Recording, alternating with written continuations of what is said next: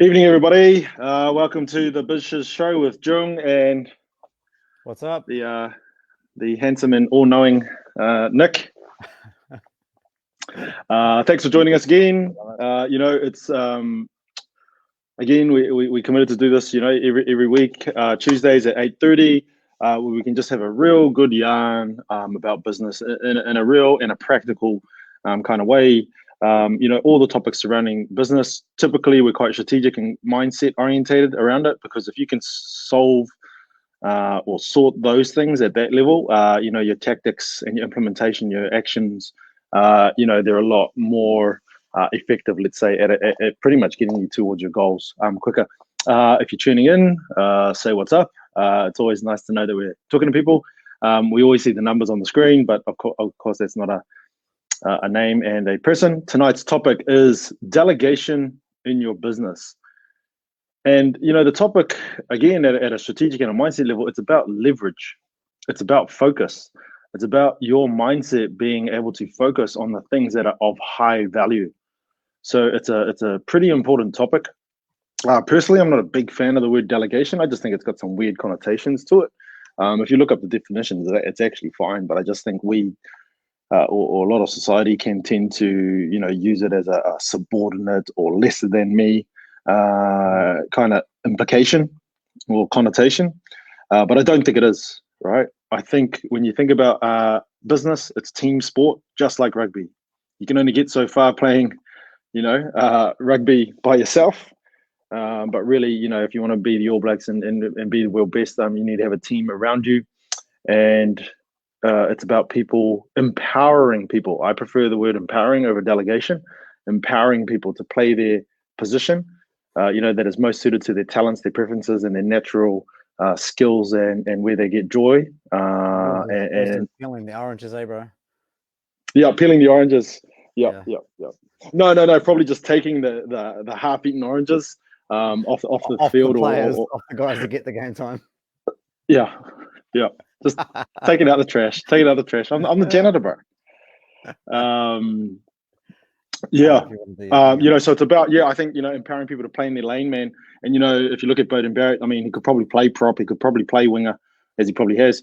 But where you're going to get the best out of him, where his talent is really going to add exponential or synergistic value to the overall team and therefore the overall goal, is putting him in his position first five.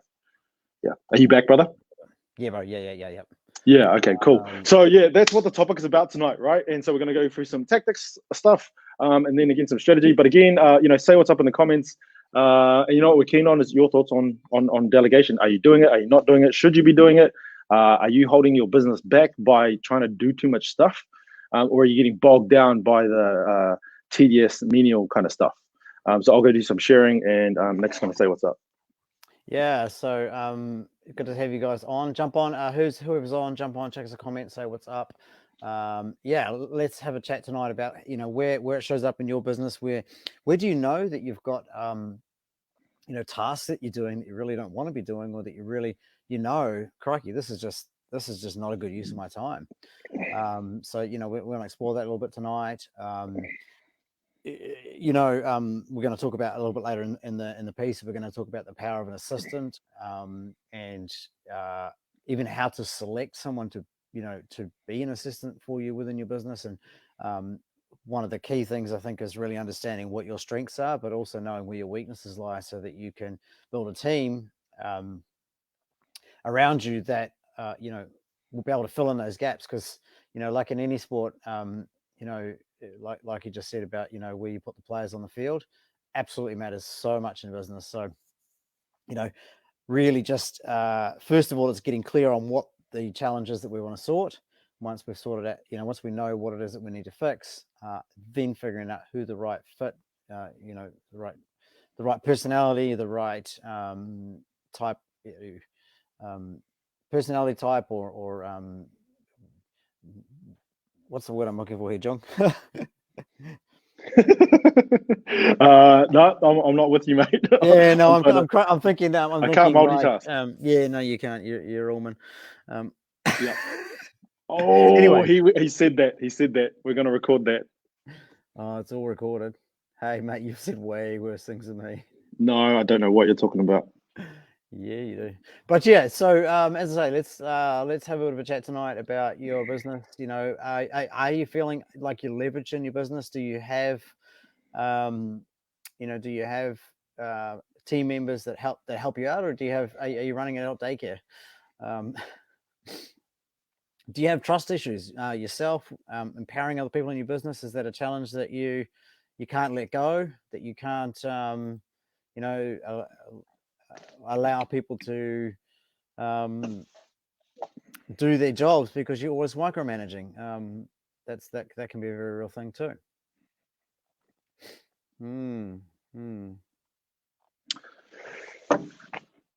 Cool. So where we're going to kick off.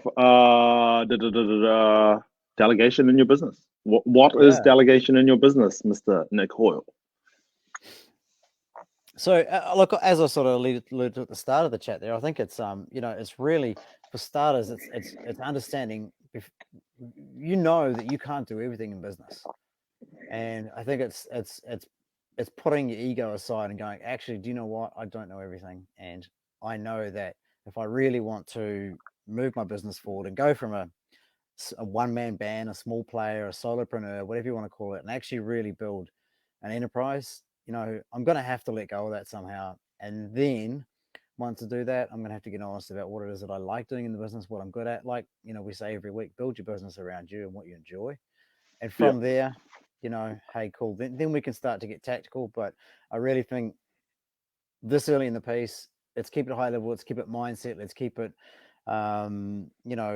that high level thinking that's going to allow you to really see where the holes in the bucket are, so you can start to fill them. Yep, I like that. Yeah. I guess if we're taking the conversation here, one of the reasons why I think, well, one is an insecurity thing and a trust thing. No one can make the cakes as good as me. No one can do the plumbing as good as me. No one can do the marketing as good as me. So people can overly hold on to things, and ultimately, I call that a trust issue at the end of the day, or an insecurity issue. And I think sorry, they're big things too for the entrepreneur. Yeah, huge, right? And again, I think the most influential thing in your business is your mindset, right? And how you see the world, how you think about the world, and how you think about how you think. Everything should fall into place if you can kind of get those right, or at least improve them regularly, consistently. But the other thing is, I think people don't know what they don't know too, right? And it's kind of something that's come up recently, I guess, with a bunch of my clients, and they're doing stuff, like they might make a certain thing, and let's say they've got like 15 team members, or even just 5, or even just bloody 2, and they're like, oh, I'm trying to figure out this Facebook ads thing. And I'm like, why? Oh, no, because we need marketing. And I'm like, yeah, okay, cool. Like, who said digital marketing is the first thing you do in marketing? But anyways, that's another topic for another day. Yeah, okay, yeah, I agree. You need marketing. So do you think you're the best person to do it? Yeah, well, we don't want to pay an agency, or we can't afford to pay an agency. And, it's an interesting thing. And I just, that's a certain mindset, right? And what it creates is this person who's not good at marketing or Facebook ads. Trying to do marketing. And don't get me wrong, you as a business owner, you do need to have a strategic awareness of what's happening in finance, strategy, leadership, management, your delivery processes, sales, and marketing. You do need to have a strategic awareness, but do you need to do the things? Not necessarily. And the impact of that, right, is that you're bogged down trying to learn Facebook ads, and what's the opportunity cost of that? Well, this came up last night in our squad. It's the exact same thing, Oh, do I go for the the Rolls Royce of websites that can bring in 30 leads a month? So, well, let's just look at your whole business right now. Like, if you had those 30 leads coming in, could you actually capitalize on that? Yeah, right. So, and looking at your guy there, obviously, they've got a business, they've got a something, but they're nickel and diming in their head because they haven't actually figured out the opportunity cost of them, wasting their time learning marketing when they could outsource that and just focus on delivery. Yeah. Yeah, 100%, right? All the other things that they need to worry about, right? Because yeah, business owner, depending on the size of business, but generally speaking, like 90% of the time, yeah, your business owner doing Facebook ads is just not right, right? And yeah, there's the opportunity cost, right? Because there's three things you can't outsource as the business owner. And usually at the start you're doing everything, right? But there's three things, right? So strategy, you can't outsource ultimately, right? You can get help and advice on it, right, from a business coach or business mentor, This whatever comes you, down to you at the end of the day, right? but it comes down to you, right? Culture, right? And you might have a HR manager or a chief people officer, whatever, man. But it comes down to you at the end of the day. And then the last thing that you really truly can't outsource, you can have a lot of help with, but you can't ultimately outsource, is growth. Yeah. And it's a combination of marketing, sales, net promoter score, or customer satisfaction, doing a good job, and all that kind of word of mouth referrals, all that kind of stuff. And so yeah, there's the opportunity cost, man. But also, I think people just don't realize that's that mindset says, okay, cool, I'm going to go and commit into this area of the business, being marketing in this example, Facebook ads, or it might be overly doing the plumbing, or doing the books at night, right? Whatever it is, right? In any of those five key areas. Yeah. And I think that mindset takes them away from that. But the other mindset is no, employ someone to do that.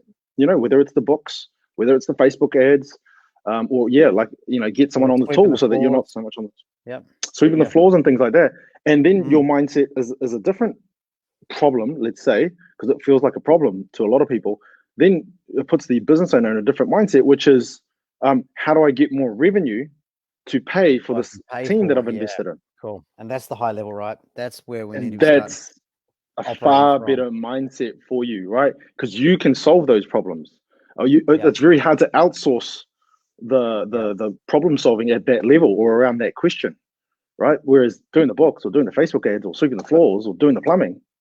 Once we get that, now we can start to go, right, what are we going to delegate and to who and when, right, and how often, and all of the tempo stuff that goes with it, right? Yeah, 100%. So keen to hear, we've got 20 odd people on. Where in your business, where do you delegate? Where have you delegated something and it's failed? And what's the lesson you learned? Have you been able to reframe that into an opportunity and gone back in and looked at different ways of doing things, or if you shied away from it? That's a question for you guys that are on. Yeah, I like that. I like the reframe. Yeah, I mean, the other challenge we see is that I tried that and it didn't work, or I got a bad person, or it didn't work, right? Or I don't know how to write a job description. I paid a marketing agency. They were terrible. They took all my money. They gave me a shit website. I didn't get any leads. It doesn't work. I'm going to do it myself. Okay, that's one way of looking at it, Or maybe another reframe might be, hey, look, I was new as an entrepreneur. I didn't quite understand the language. I didn't really quite understand what my outcomes and where that marketing piece fitted for my business. And I take responsibility for giving my money to this person who did maybe not a good job even, but I didn't know what I didn't know to be able to actually know if it was going to be the right fit for my business. And that's that. I think that's the powerful entrepreneur who goes, you know what, fuck it, I 100% responsibility. I own this shit. Yeah, right. And then the other angle that I'd come at that from is like, I don't care, because if you fast forward 10 years or 5 years or 3 years, what, you're just not going to have a marketer because you got burnt once, right? Or if your business is going to be 10 people, 50 people, 100 people, whatever your personal goals are around the size of your business and stuff like that, or the number of people that you're helping in the world, things you do, whatever it might be, right? Yeah, whatever it might be. Are you going to have marketing? Are you going to have a team? Probably. Is it going to be you doing it? No. So almost, it's I don't even worry about the whole reframe. Is it my fault? Is it their fault? They're scumbags and I don't like them and all that kind of stuff. You can stay there if you want. You can take some ownership and all that. It was just like, you just got to keep going. You just got to keep finding a way. And you might have chucked 10, 20, 50, 100 grand at them. But in business, we learn through failure. We learn with zeros, bro. We learn with zeros, man. And so you just got to keep learning, right? And when you know that that's the game that you're playing, dude, it just puts things in a totally different perspective. And so you're just trying shit.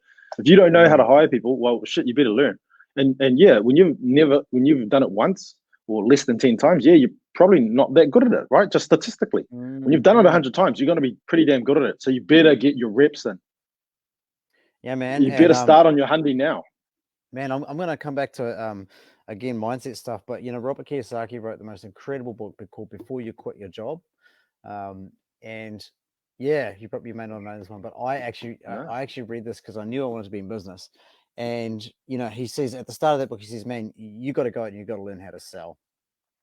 But he breaks down the whole kind of thing. And what I really took away from that was like the skill set that I learned doing my job made me ready for my business. Like I learned how to hire people. Man, I made some bad mistakes, but I was hiring people for someone else's business.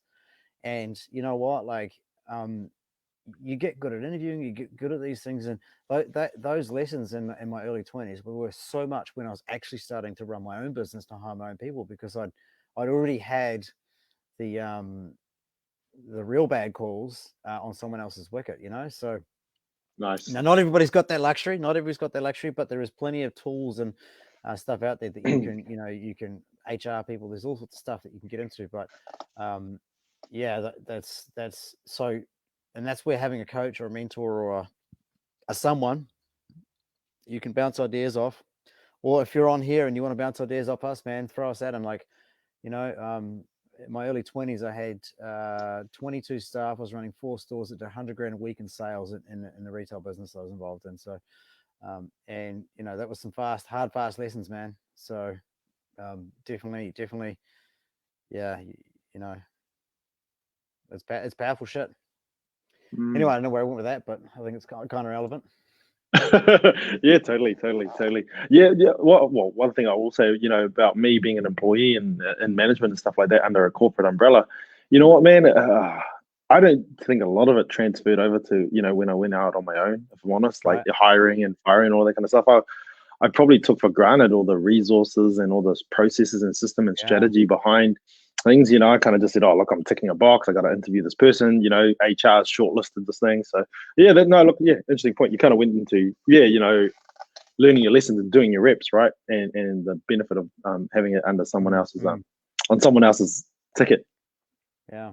Hey, so do you want to do the power of having an assistant? You want to talk about that?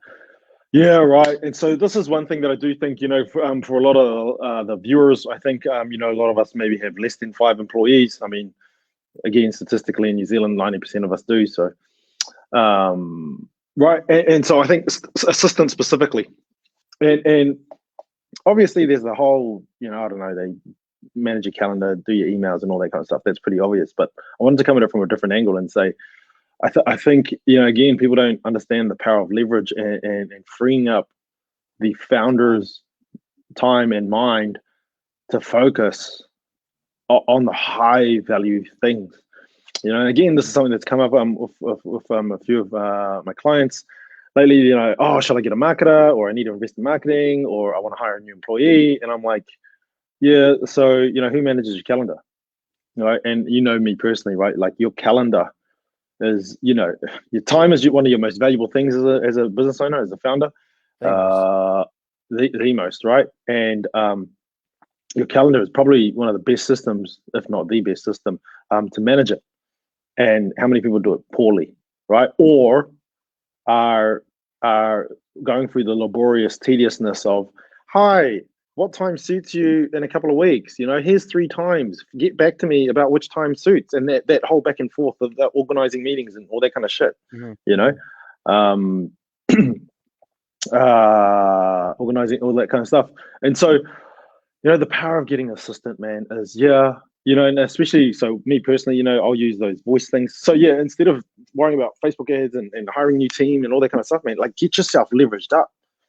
You should try and calculate your hourly rate, right? But I think most businesses, that are making around 10 grand a month, the founder generally is probably worth, I don't know, 100, 150 an hour. So if you're doing $20 an hour work, which is, $25 an hour work, it just mathematically doesn't make sense, right? And there's a huge opportunity cost involved in that, right? And it just means while you're organizing your bloody calendar, you could have been making, you're foregoing another $125, right? Which you could have been making in sales or delivery, or doing a little bit more marketing yourself. And again, marketing is not just Facebook ads and Google AdWords and websites and stuff like that, right? Marketing sometimes is just calling someone or having a coffee with someone. I think we forget about that too, right? And so look, the power of having a system, right? And I can speak to this myself and for my clients that have done it recently, or even in the past, man, it's just like, man, they get to focus on the high value tasks. Donna's got a comment, which is looks. I can't pull it up, Donna. All right, I'll wait for Nick to come back and then we'll pull it up. But I don't know. If you're tuning in, whether you're live or you're watching this as recording, man, I think the one good question to ask yourself then is like, am I being bogged down by stuff that an assistant can help with? I'm going to give you a quick reframe on time here for a minute. So, because I kind of feel for most entrepreneurs, if you're doing anything that's kind of $50 or less an hour, even maybe in nowadays probably more like $80 an hour or less. That's stuff that probably you don't need to be doing, and 99% of the time it's going to be a mindset issue as to why you're doing that stuff. But I want to talk about what I call the $5,000 hour, which is a pretty interesting topic. So we're probably 8 years into running my business, and just looking over the P&L and getting really, really smart about what we're doing, and looking at one of the things that I spent, it was $12,000 a year on. This is insurances.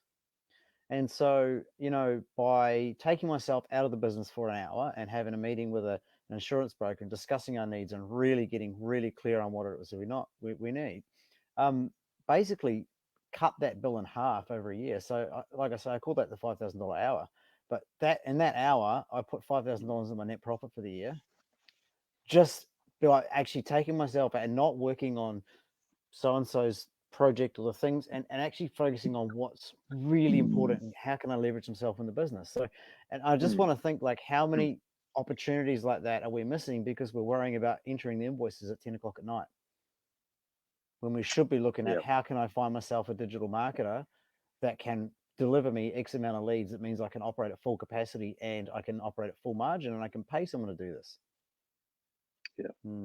So there's totally agree. Love that. That's a great example of what you can do with that time. In your time, if you really start to, Hey, let's just hit Donna's comment here for a second.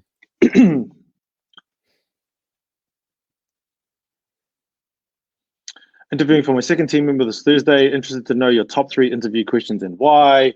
I'm going to give you a long answer first. Actually, I probably don't have a top 3 question. Long answer is, right, man. I'm the kind of person that does personality traits first, right? When I'm even thinking about hiring someone, I'll look for the personality traits first, right? And from an HR strategy perspective, right, that's culture fit.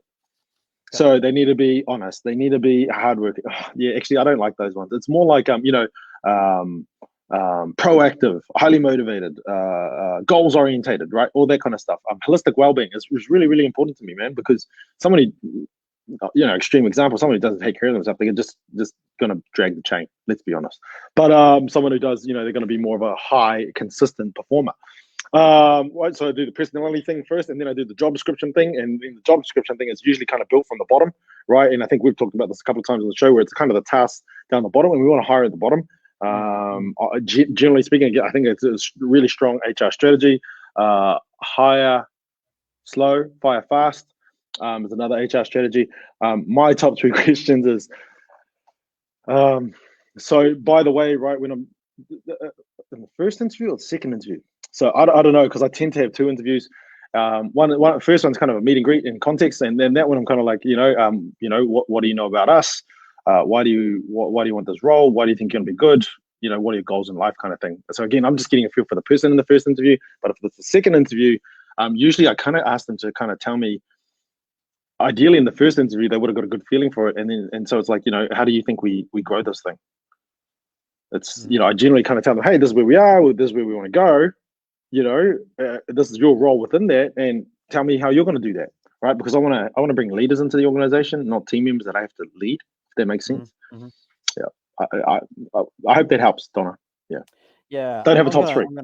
Look, and I feel like it's a very linear question that you've asked there, Donna, and it's a very it's kind of it gives me a bit of insight into your thinking around this, and I feel like a bit of a reframe with the way that Jung sort of put it to you there is like, how will you bring value to my business or to our business, to this team is probably probably a better choice of language. How will you bring what will you bring to the team that will allow us to grow and expand the business? One of the things that I did and was quite I've spoken to Donna though. No, she's really switched on. I think she just knows what she's talking about. She knows what she wants. So she's just like, "Hey, what are your top 3 questions?" So the industry that I was involved in was quite a popular industry. So it wouldn't be uncommon for me to have 50 or 60 CVs turn up for one role, and I'm sure probably anyone who's offering employment in COVID times is probably going to be inundated with really good quality people.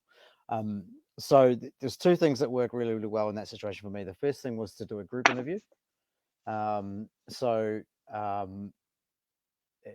than even one person at a time and I had to interview 5 people, there's 5 hours. I put 5 people into 1 hour.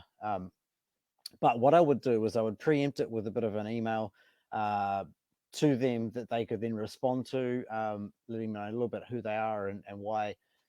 This is I get the CVs, I'd select the CVs, look at them. Okay, cool. These 5, the best CVs. They've got the most experience. They've got the most whatever it might be. Boom, fire them off an email, and look at the response, and I might have to send 10 of those to get 5 good responses. From that, I'm going to say, great, you guys are coming for a group interview at this time. But when you come to the group interview, you're actually going to present a project. Here's your brief for the project. You've got to have this ready for the interview.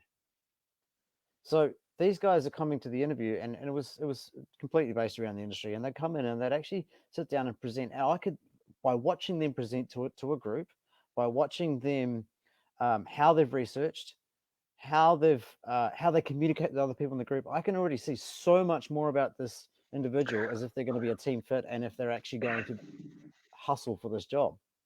Now, it is an employer's Interesting market technique. right now, so I would certainly think I would be looking, is there a way you can leverage this opportunity right now? There's so many, air hostesses, amazing people that are out of work, Where the fuck did that come from? because tourism people, there's all these things, bro. Like, they're amazing people. The talent pool's amazing right now. Talking with some of the What do you call retailers, like an air host male? Like just an air host? whatever. Like, come on, mate, don't be a dick. It's like the second misogynistic thing you see. You're still burning up about the oranges, aren't you? Oh mate, I've got a long list of things that I'm fucking holding against you, bro. Don't you worry, bro.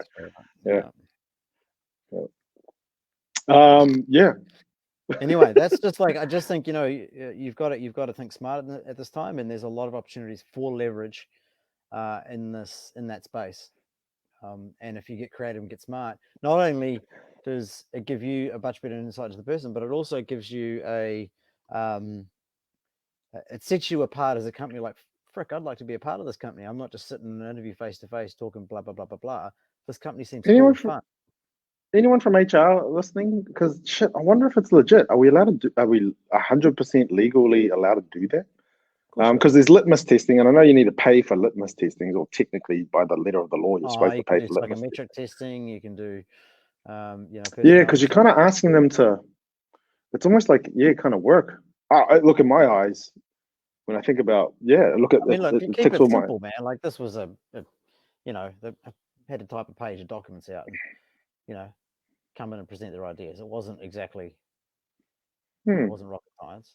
Yeah, right. Like, change this carburetor, right? Because that was the pimp my ride kind of business, right? Right. And I think last week we had Mark, or a couple of weeks back we had Mark, who's the auto spark. He's saying that he just can't find good people. Now there's an opportunity there. Like, can you create something along those lines that allows them to test aptitude, but as well as it's so powerful seeing how they communicate with others.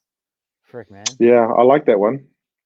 So yeah, I like the group interview. Again, I'd be interested to hear from HR if it's legit, right? So litmus testing, you can't do. You can't say, hey, change the carburetor. You could maybe ask them how they would change a carburetor, which might give you some insight into the thinking. Right. But I don't think you can actually get them to change it. Litmus testing is you're supposed to. Well, or you pay for it. So this was a like I said, it was a research project. So it wasn't like it was just they were sitting around.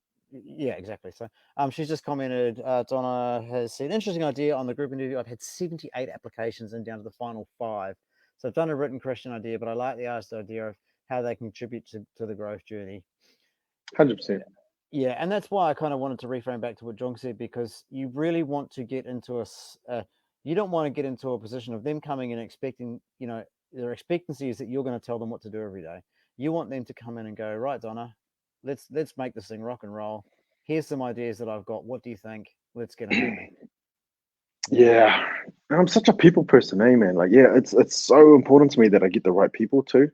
So attitude over aptitude. Whatever you want to say, values and the personality and stuff like that, the culture fit.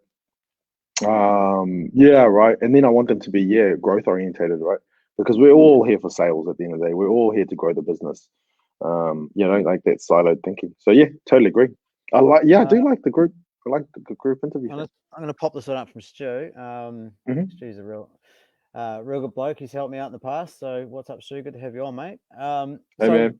when he had one employee, it was fairly easy. Now he's got two, and I feel like we're busier than ever. And I feel like I just can't keep up, and I'm trying to manage too many things at once. I actually don't think I'm doing a job of any one thing, as I'm always stretched too far. I know you're going to hit this horse, row, and the ticker across the bottom. But yeah, you jam. You go, man. Oh no, you go first. I was going to say, face value. How would you answer that?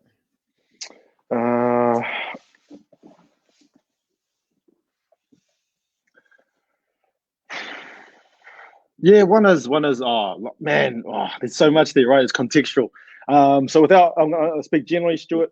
One thing that comes up, man, don't be too hard on yourself, right? Business is hard.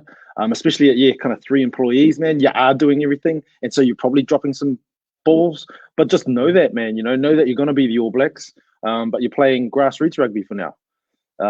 You feel busier than ever. Yeah, So there's bottlenecking. It sounds like there's bottlenecking going. You need to give them more, right? And the word is delegation, but I like that word, empower them more, right? Yeah, so rather than trying to look, I do think systems and processes are really, really good in documenting your processes and all that kind of stuff, and you do need to do that. But I just think it's almost like you need to have some man-on-man chats with them and say, hey, look, man, I need to focus on these things. And again, this, finance, strategy, delivery, sales, and marketing, right? So I need to focus on these things, man. And so if you can step up and own, some more of this, this delivery piece, because I imagine that they're in the delivery part of your business, delivering your products or services, making your products or services, get them to step up. And then in saying that, to be commercially responsible, if you can do some more marketing or sales, potentially you can give them a pay rise. But it's not always about money, right? That's like sixth on the motivation scale. Is a big one. Yeah, it's recognition, man, and they want to do a good job, and they want to be part of something that grows, right? And they want to get better every day. That they're a part of something, yeah. Yeah. Hope that helps. So yeah, Nick, what do you think? I'm going to make a little bit point about our ticker across the bottom. It sounds like, again, I don't really know exactly what it is that you do, Stu, but it sounds like you could probably use someone to take some of the $25 an hour tasks off your hands, and I would get really, really honest with yourself and know when you're doing that stuff, and really start to think about, if you could free up 10 hours a week, 2 hours a day, by shifting some of the stuff that's just not worth your time onto either your employees or like an assistant who does maybe answer. I don't know your business at all, so could be automotive workshop, right? He's commenting back, and he needs some clearly defined roles. And again, I'll probably start with you. There you go. I'd probably start with you, Stu. Just where does the business want to go? Where is it now? Where does the business want to go? What's your plan on getting there? What roles do you need to focus on and spend your time on in that, right? And again, there's those 3 things, right? Strategy, culture, and growth. You can't outsource those. So you need to organize the lunches, once a month or early Fridays or whatever. You don't need to organize them, but you need to have an assistant that organizes them, all that type of thing. So you got to focus on those things. And so they need to step up in the workshop, right? Someone needs to be half of the workshop, I don't know, panel and paint, and then services, that's you. And then the other one's panel paint or whatever. I know that's a panel shop. So I'm getting mixed up, but you get the point of what I'm trying to say. Yeah. Give them more responsibility. Generally, is what I think saying. I'm at the risk of getting too tactical here, but here's a thing. Each morning, 10-minute power before you get started for the day. Who's on what jobs? Who's in charge of this? These are the things that need to happen alongside the jobs today. Monthly cleanups, this, that, and who's going to take responsibility for that? And yeah, no doubt that if you haven't already, any time that you're doing, you need a service manager, or you need someone who's maintaining your bookings, maintaining your rebookings, your warrants, your all that stuff, dude. So if that's you and you're also on the tools, it doesn't work. So and doing the books and doing the marketing, which might not be existent because you're too busy. It's a recipe for burnout, and I've done it myself, and Don't do it, bro. it took me 6 months just to be able to get out of bed. So yeah, bro, hit me in the DMs or something, man, or let's we're putting another squad together. We're keen to get involved in that, because I reckon we can offer you. Oh, dude, yeah. Can you spend an? Yeah, look, I'll just offer you. I'm gonna offer you half an hour of Nick's time, right? And that's not saying that Nick's a guru, although he does know some shit. He's pretty damn smart, if you ask me, especially around auto, but business in general. But to take some time out, I think when we head down, bum up, and we can't see the wood through the trees, it limits our ability to make good decisions. So just pulling your head up, having a chat to someone. So hard. Yeah. Just have stop limit bashing, bro. Just have a chat to just have a chat to someone, put the clutch in for a bit. Have a chat to Nick, man, and so look, Nick can either look at some coaching and or a biz squad, just to kind of have that regular time where you can work on the business and you're not stuck in the business all the time, because it changes your mindset being stuck down here and too busy, mate. Well done though. Yeah, love it. Yeah, there you go. Keep going, brother. That's an interesting industry with all the technological changes, COVID and all that kind of stuff going on. Yeah, awesome. Did we cover assistant? Were you happy with that? Get an assistant, man. Like, yeah, I tell you, yeah. So this, look, just from a personal perspective, man, I feel so much more strategic now, because so much of the basic stuff. Oh, I've got to remember to fire off that email. I've got to get that proposal out. I've got to, I've got a bookkeeper as well, so I've got to get that invoice out. I've got to chase that person up, around that payment, around that invoice and things like that. It's just, it's literally like when it comes in my brain, I literally fire off a voice message on, whatever you use now, Facebook Messenger, WhatsApp, iMessage, if you're cool and you've got an iPhone, not a Samsung like Nick, or even Instagram, just chuck a voice. Oh, hey, Hills, can you, chase up that invoice, or can you get this invoice out to Johnny? Fashionable AirPods too, eh? Yeah. And so fashionable, man. Like, man, what is up, man? Like, Apple is supposed to have good design. Like, kind of, I don't know. But I think it's the mics, dude. These are the best, one of the best mics on the market, and that's why they get the extra stupid ass length. But anyway, the point of it is, because I don't have to hold on to that thought, right? So I feel you might feel busy, Stuart, as an example, mate, because you've got all these things in your head. But man, the cool thing about having a system, boom, you think it, you fire it off, it's done. Yeah, call Bob, book his car in, or order this part, or whatever. Yeah, I love it.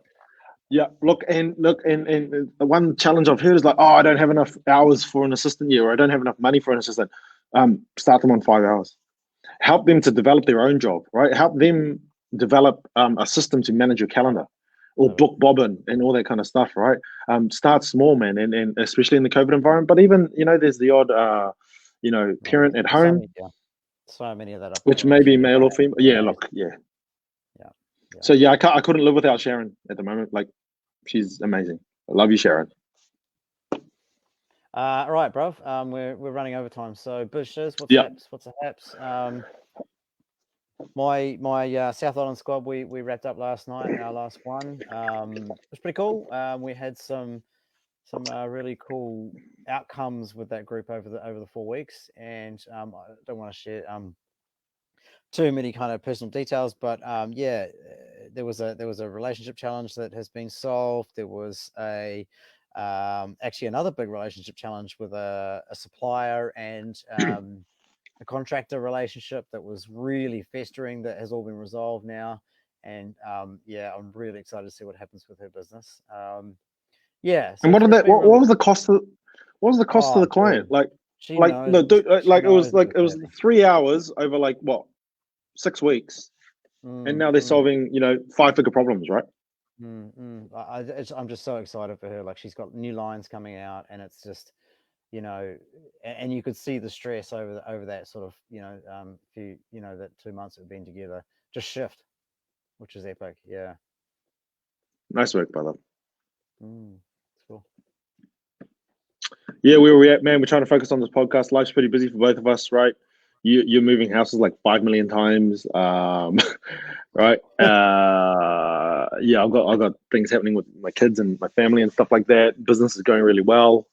Yeah, so we're really, really busy, but trying to focus on doing a good podcast, and we're going to start charging for biz squads, right? So if you do want to get around some business owners and get real strategic and really solve these problems, man, from not only ourselves, who offer some valuable perspective, if I'm honest, but other business owners, right? And we all get it. We all get it. We know what that busyness feels like. We know what the personal guarantee on the house feels like. We know what, fuck, I just don't have time to do marketing and sales feels like. And, to be in a group of those people helping you solve your problems that are 5-figure solutions, it's really, really valuable. And we're going to charge, I don't know, $100 million. $100 million. Yeah. 1 billion. But we're going to start charging for it. So, yeah, get it, Nick, or get it me, and get in there. Yep. So, to close the show off, it's an interesting topic tonight because we've talked about delegation, we've talked about assistance.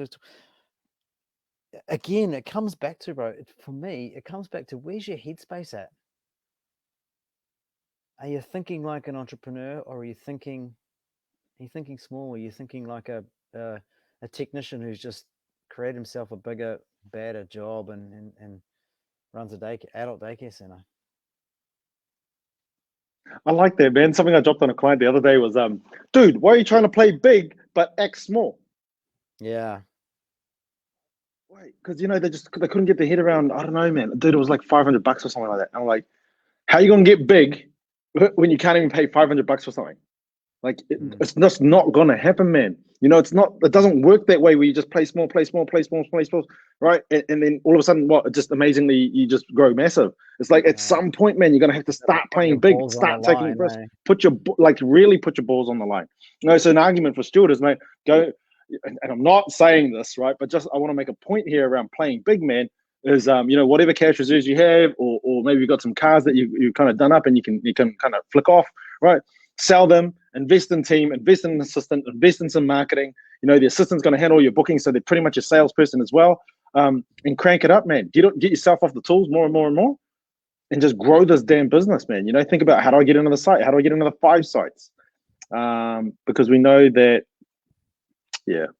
playing small, being too busy, it's just a bad cycle, hamster wheel, Groundhog Day. All right, guys, your closing words.